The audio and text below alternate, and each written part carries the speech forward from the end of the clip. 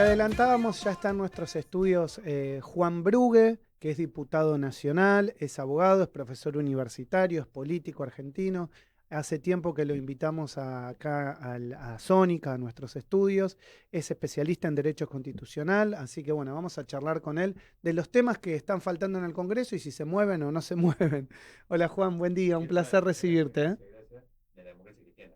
De la democracia cristiana, exacto. La identificación política, porque a veces, viste, todo se mezcla últimamente, entonces Exacto. es bueno por ahí marcar la dependencia, la pertenencia, no la dependencia ideológica, filosófica, el humanismo cristiano, digamos, que Exacto. hace tanto falta. Así que bueno, muchas gracias por estar siempre presente en mis actividades y bueno, y poder acompañarlo. Estás viniendo de tus provincias, de tu Así es, provincia. acabo de llegar de Córdoba y bueno, con toda una actividad bastante importante. Tú sabes que la provincia de Córdoba tiene una sociedad muy demandante, entonces muy activa, así que nos impone siempre toda una serie de actividades acorde a esas necesidades y el desarrollo, ¿no? Una provincia que tiene mucha diversidad y eso es bueno, somos privilegiados en ese aspecto porque tenemos turismo, industrias automotriz, metalmecánica, el agro,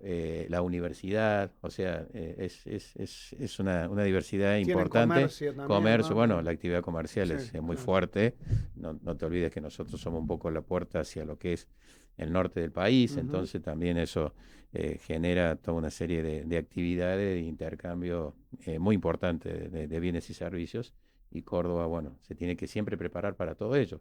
Así que eso es lo que nos lleva a estar siempre activos, muy activos Me imagino y que ahí también ves cosas que tienen que ver con la diversidad del modelo económico, ¿no? Por un lado el campo, por el otro lado la industria, la automotriz, como decíamos, el comercio, y bueno, y eso también cuando vemos los datos son muy dispares los crecimientos y algunos decreciendo, ¿no? No, sí, por supuesto. Economías regionales están afectadas y seriamente afectadas por varios factores. Un principal de todo, bueno, la apertura no planificada de la economía hacia bienes provenientes de otras partes del mundo, lo cual afecta y pega fuerte a las Las industrias industrias locales, nacionales, claro, claro. y sobre todo a las locales, las regionales. Hay pueblos que vienen viviendo históricamente de ciertas y determinadas industrias, ¿no? Por ejemplo, hay pueblos como en mi provincia, en donde había una fábrica de heladera, digamos, que tuvo que cerrar y el impacto hacia el pueblo fue muy fuerte, ¿no? Porque, Grande. claro, grande, y eso fruto, bueno, de la apertura indiscriminada a la importación que trae aparejado todos esos hechos. El otro tema también fundamental, a pesar del boom del campo y todo ello, son los costos que tiene hoy en día los insumos para el ámbito rural, ¿no? O sea, Sí.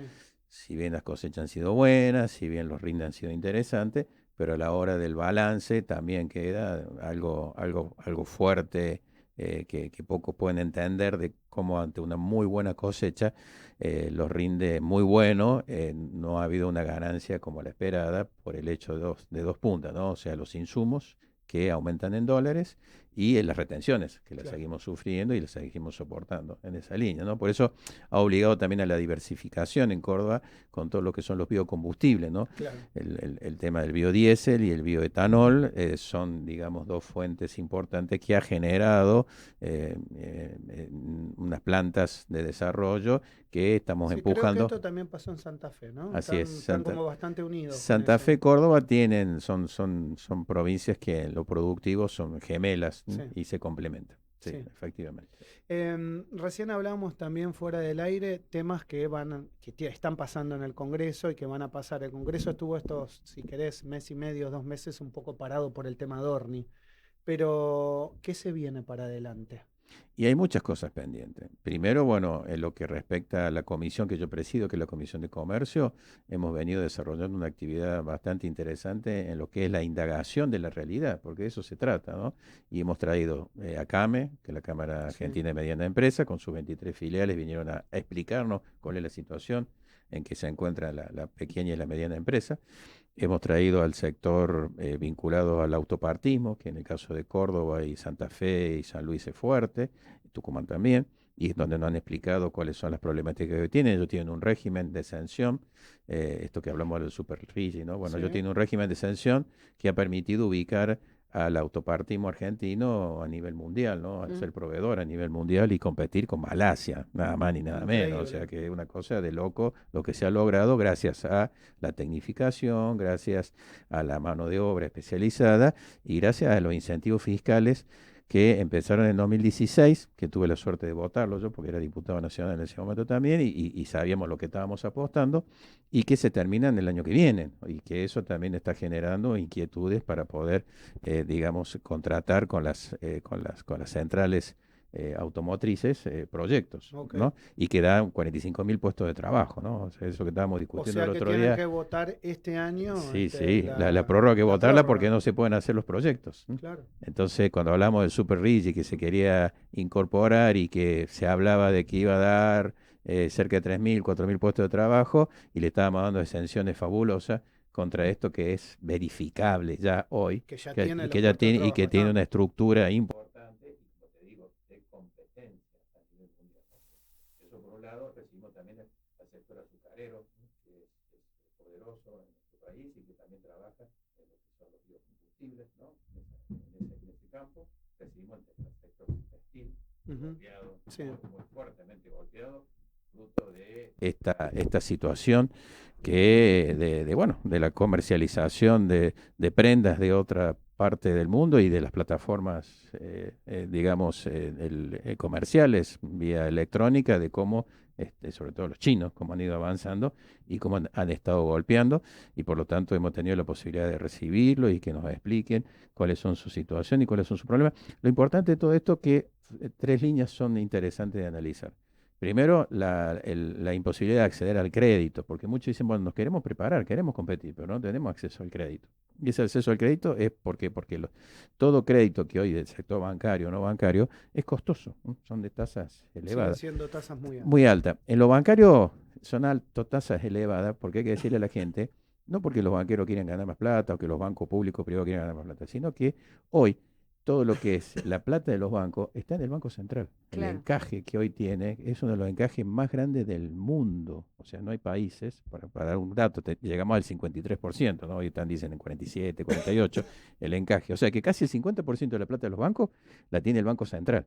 Ustedes me preguntarán, Chile, Uruguay, 7%, 8%.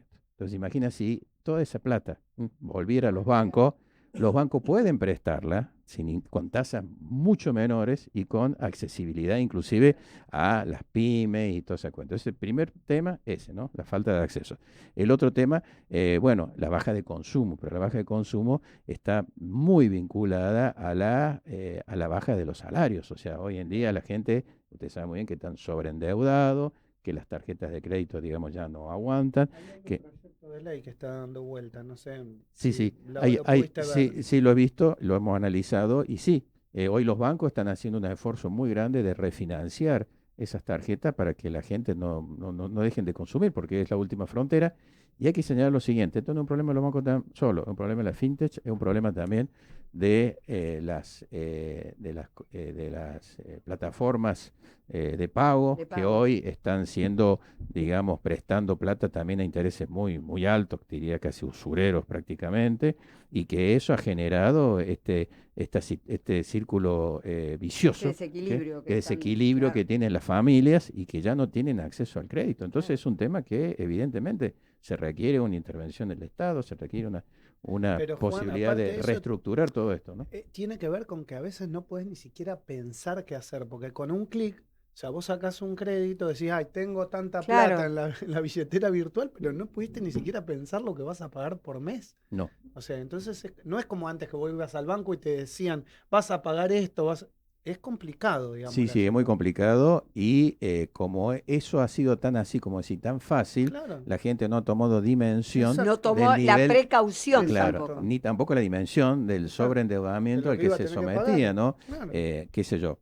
cobraba el sueldo en un banco, pagaba el mínimo de la tarjeta bancaria y el resto lo mandaba a las plataformas de pago, ¿no? Bueno, este mínimo bancario era suicida. ¿Por qué? Porque las tasas de interés en los bancos son elevadas por lo que acabamos de explicar, ¿no? Y después la plataforma de pago también se convirtieron en algo inaccesible y eso se generó una bola de nieve tan grande que hay un ahogo importante de muchas familias argentinas que no pueden llegar a fin de mes y que ya no tienen métodos de pago, no tienen formas de pago porque ya todo su crédito ha quedado totalmente absorbido por este gran endeudamiento que hay, ¿no? Y ahí salís del banco y recurrís al usurero Y sí, del barrio, que sí, cosa que no sí, es sí, peor. con lo cual ya entran en juego otros bienes tuyos, si tenés Claro, propiedades, o tenés que Ah, molestar a alguien, o tenés que buscar a alguien que sea de garante, o sea, es un tema complejo al cual nosotros nos debemos dedicación y que es fruto de este modelo económico que está, digamos, abogando por el hecho de frenar los salarios, el hecho de no darle, de bajar, digamos, puestos de trabajo, porque decir, bueno, puedo laburar 2 o 3 trabajos, pero ni siquiera hay hoy posibilidad de que uno pueda trabajar en otros lugares, porque no lo hay, no hay fuente de trabajo que se hayan desarrollado, ni le cuento lo que es el interior, ustedes porque están acá en Buenos Aires, pero el sí. interior es realmente grave y lamentable, ¿no? Y eso ha llevado a que los estados provinciales, los estados municipales, tengan que ellos dedicarse. Por eso cuando por ahí dicen, che, esto de las tasas municipales, esto del impuesto de las provincias, y bueno, pero ¿de dónde va a sacar las provincias y los municipios para hacer frente a cosas que el Estado Nacional ha Bueno, y ahí abandonado, vos ¿no? como Totalmente, ¿no? diputado nacional y hablando de política, ¿cómo ves al gobierno de Córdoba parado frente al contexto nacional y frente al presidente Milei, no a las políticas económicas? Bueno, primero el gobernador Yardoya, siguiendo bueno, una filosofía que ya la tuvo de la Sota en su momento, y Schiaretti, evidentemente ha acompañado al sector privado en Córdoba constantemente. Nosotros Sí, tenemos una política exitosa de gobierno, de estrategia de la alianza entre lo público y lo privado, ¿no? O sí. sea, en donde siempre el gobierno provincial ha estado mirando cuáles son los sectores privados dadores de trabajo y allí ha ido y ha subvencionado, ha bajado impuestos, ha diferido pago de impuestos, o sea, ha generado todo mecanismo que permita eso. Y segundo, ha creado estructuras para que esto sea una política de Estado. Nosotros tenemos las agencias de inversión, las agencias de turismo, las agencias de cultura, las agencias de deporte, Sí. en donde están integrados el sector público con el privado, pero el que toma la decisión es el sector privado. Entonces, eso ha permitido mantener fuentes de trabajo y fuentes productivas, y eso ha permitido poder desarrollar y segundo, hacernos cargo de cosas que no nos corresponden. Por ejemplo, el corredor que va, la famosa Ruta Nacional 19, que une Córdoba con Santa Fe, pero que de ahí subimos y tenemos todo el Mercosur, Sí.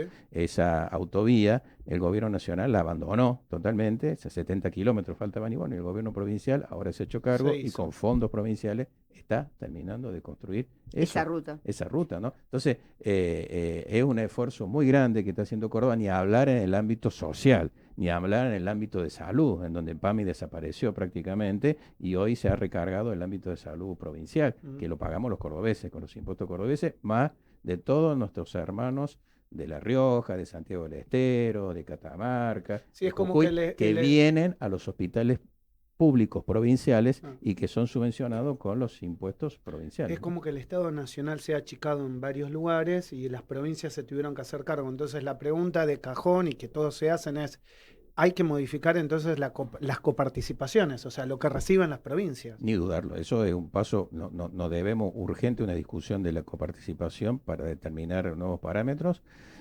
Hay ya indicios graves.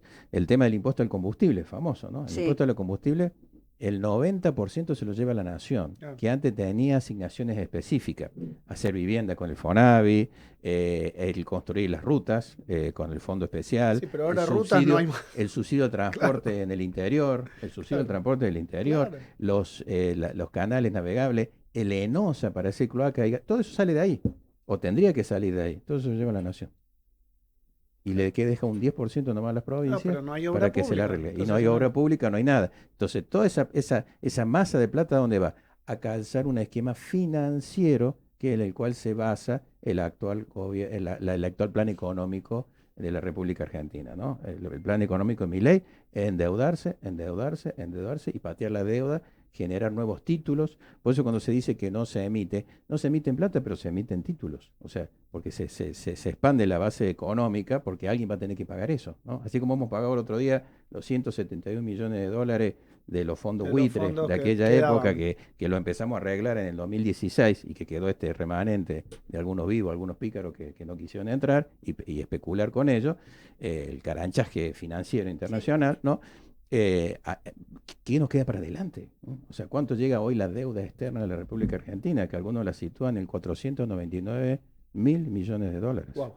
Es un número que no te entra en la cabeza, No te entra en la claramente. cabeza, exactamente. Juan, bueno, queríamos agradecerte, como siempre, a disposición de seguir charlando y analizando la realidad. Gracias por venir a Sónica y será hasta cualquier momento. Seguro, y yo les los felicito, realmente ustedes están haciendo un trabajo excelente, y es importante abordar asuntos que hoy no solamente pasan por la economía, sino también digamos, la salud mental, ¿no? He presentado También. recientemente un proyecto de ley sobre, digamos, la protección de los niños, niñas y adolescentes contra el uso adictivo de las redes sociales. Un tema Espectacular, ¿eh? Es gravísimo algo que que venimos para otra hablando. oportunidad con gusto se los presento. Bueno, el diputado nacional Juan Brugge charló con nosotros en la mañana de Sónica. José,